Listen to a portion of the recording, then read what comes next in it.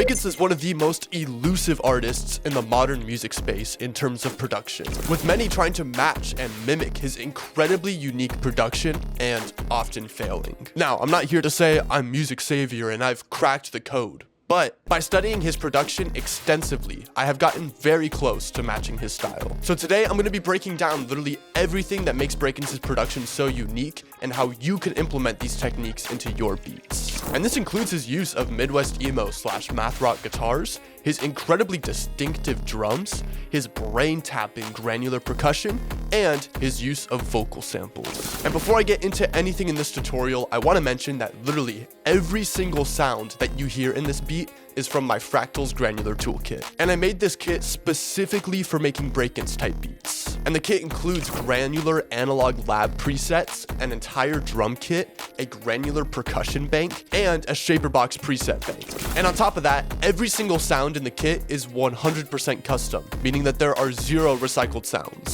So if you like the sounds that you hear in today's video, go ahead and check out the kit in the description down below. But now that we've covered where we're getting our sounds from, let's get into the first aspect of Brakence's production, which is his use of Midwest emo and math rock guitars. And for these guitars, I'll typically find them in one of 2 places. First is the Midwest emo instrumentals playlist on Spotify. There are a couple songs on that playlist that'll start out with just a guitar riff, or later on in the song it'll just play the guitar riff on its own. And that's really good for sampling. That's what I started off doing. But the only downside to that is it'll typically only be an 8-bar loop and you won't have any like stems to pull from it. But the second place I'll get my guitar patterns from is from loop kits. Now, I have another self-plug here. I promise this tutorial isn't going to be just one big advertisement, but the guitar sample that I'm using in this beat is from my Wither Midwest emo loop kit. I kind of got tired of scouring the internet for good Midwest emo samples, so I decided to literally learn how to play the guitar and learn how to make Midwest emo loops. So over the years, I've made 3 Midwest emo loop kits, and you can get all of them together in a bundle, which would typically be $60 if you were to buy them each individually. But in the bundle, it's $27 for all 3 of them, and you'll get over 50 Midwest emo / math rock guitar loops. And on top of that, all of the guitars are royalty free and they all come with stems. So yet again, if you're interested in something like that, go ahead and check it out in the description down below. But I'm done with advertisement now. I just want to mention where I'm getting these sounds so you can get them for yourself if you want to. But let's get into the actual educational shit. So with these guitar samples, you're going to want to pitch them up. That twinkly guitar sound that you'll find in Brakence's beat is either a result of pitching up the guitar or having a capo really high on the guitar, which is often commonplace in Midwest emo and math rock. But this guitar loop was recorded with a capo on the 1st or 2nd fret if I'm not mistaken, but I pitched it up by 400 cents right here and also pitched it up by another 600 cents in another pitch shifter.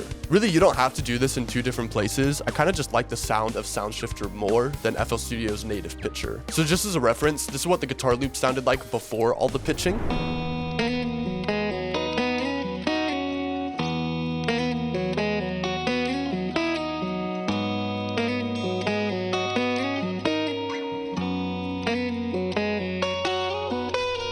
And this is what it sounds like pitched up.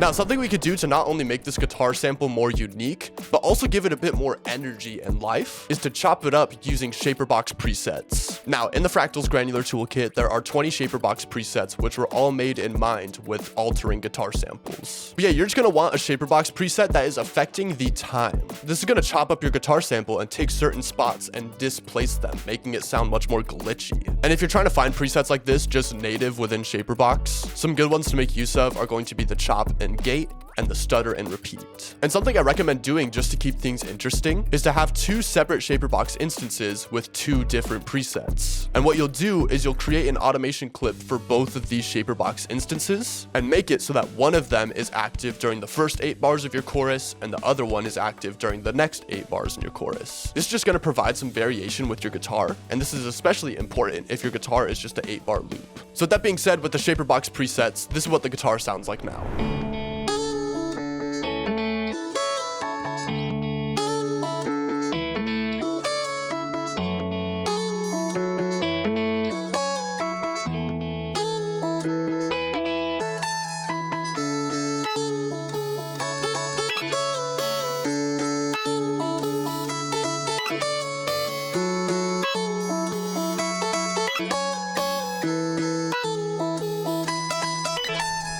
But yeah, now that we've covered Midwest emo and math rock guitar samples, let's get into the next part of Brakence's production, which is his incredibly distinctive drums. And for these drums, you're gonna wanna use very non-standard drum sounds. Don't use a Spins 808, don't use the Luger slap clap, don't use a hit one hi-hat. Use very transient, heavy, and electronic sounding drum sounds. On top of that, one thing I recommend is using a bass pluck instead of a typical 808 or sub bass. This is gonna make your beats much more punchy and allow for dead space within your drums, making them much more bouncy. And for this, I just have a bass line pertaining to the bass notes of our guitar sample. And then towards the end here, I throw down a little triplet flare just to keep things interesting.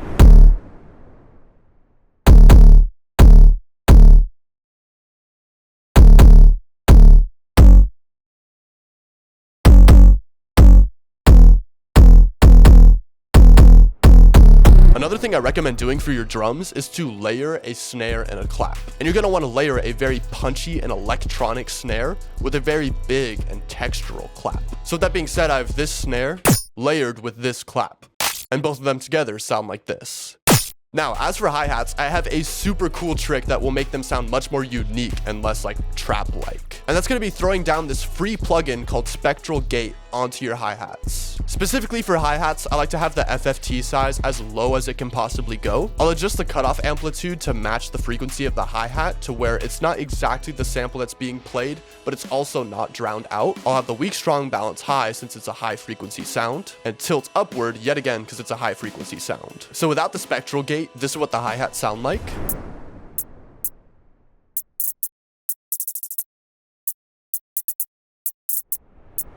And with the Spectral Gate, this is what it sounds like.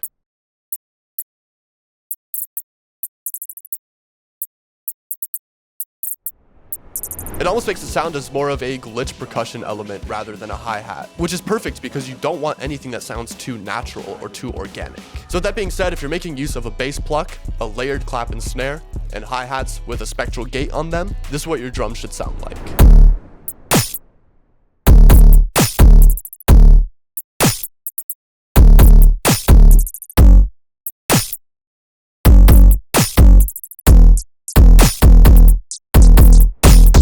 Now, those sound super sick, but they're not exactly full, which is going to lead us into the next aspect of Brakence's production that I want to cover, which is granular percussion. This is by far the most important and most distinctive aspect of Brakence's production. So this is not something that you want to skimp out on. This is not something that you want to ignore. And you can introduce granular percussion in 3 different ways. The first of which is rhythmically with glitch percussion loops.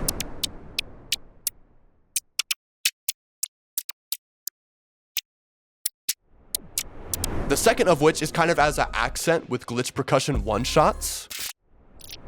And the third way is to reverse a glitch percussion one-shot leading into your snare clap layer. So all you're gonna do is take a glitch percussion one-shot, reverse it, drag it into your timeline and have the volume gradually fade in and have it hit right into your snare. So your snare is right here, glitch percussion reverses, snare hits. So this is what they sound like all together. It's just a cool little textural thing to lead into your claps and snares, and it makes your drums much more interesting. So now that we've added in our granular percussion, this is what the drums sound like.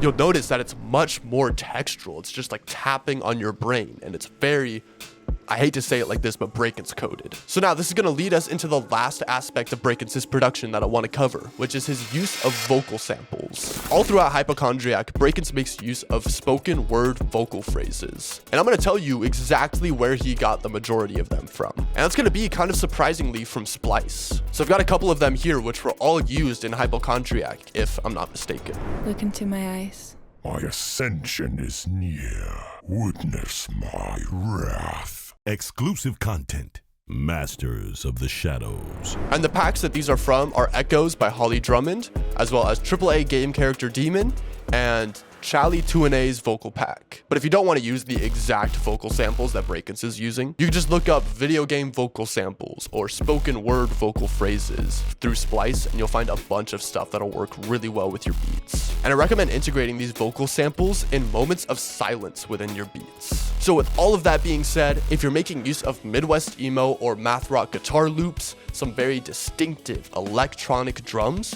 granular percussion to tap the listener's brain, and splice vocal samples, this is what your final product should sound like.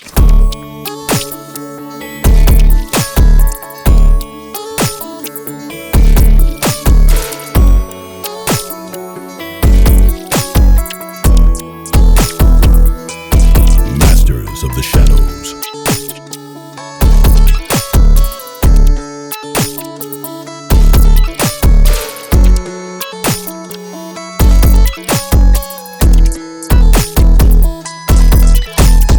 And then one thing I briefly want to cover that I forgot to mention is if you want to make your melodies more interesting, you could throw down additional melodic components to complement your guitar. And I'm just using these granular keys yet again from my Fractals Granular toolkit. And if you want to know how to make these granular keys, these drum samples, these glitch percussion loops, I have an entire video going over the sound design of Brakence. So yeah, if you want to check it out, it's going to be in the description, or you could just hit the card on the top left, right? I don't remember. But yeah, with that being said, that's gonna completely cover Brakence's insane production. I really hope you learned something new with this video. If you have any questions at all, throw them in the comments down below and I will do my best to answer them. As well as that, consider checking out my Patreon where you get the FLPs for all of my beats in all of my videos, including this one. That way, if you wanted to study the mixing, the mastering, the arrangement, the melody, the drums, all that kind of stuff, it's right at your fingertips. And finally, consider subscribing as I post one tutorial a week and one sound kit a month.